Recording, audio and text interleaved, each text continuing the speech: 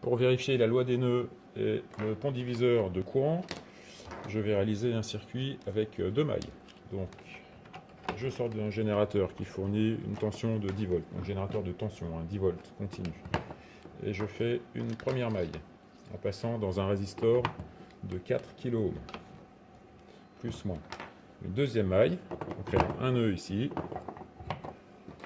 Le courant va donc arriver ici, passer dans ce résistor de 2 kΩ et je fais un deuxième nœud ici. Voilà. Pour vérifier la loi des nœuds, il faut que je mesure l'intensité dans chacune des branches. Donc, la branche principale, elle est ici. La branche la plus extérieure, ça correspond à ça. Et la branche intérieure, ça correspond à la résistance ici qui est entre les deux nœuds.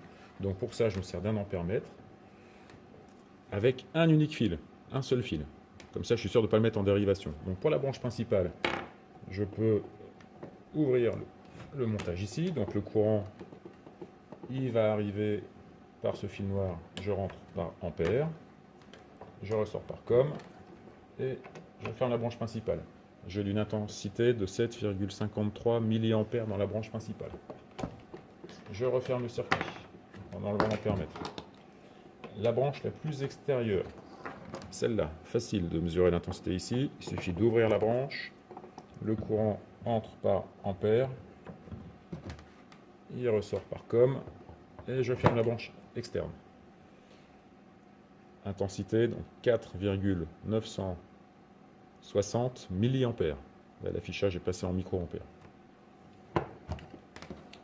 Je rétablis le circuit tel qu'il était initialement. Et maintenant, je veux l'intensité dans la branche centrale, entre les deux nœuds ici. Je suis donc obligé de déplacer le nœud pour mettre l'ampère-mètre entre ces deux nœuds. Donc je mets ce nœud à la sortie de l'ampère-mètre, sur COM. Et le courant va arriver par le fil jaune, par l'entrée ampère. Je mesure une intensité dans la branche centrale de 2,494 mA. Il ne reste plus qu'à faire les calculs, mais très certainement la loi des nœuds et la relation du pont diviseur de courant sont bien vérifiés.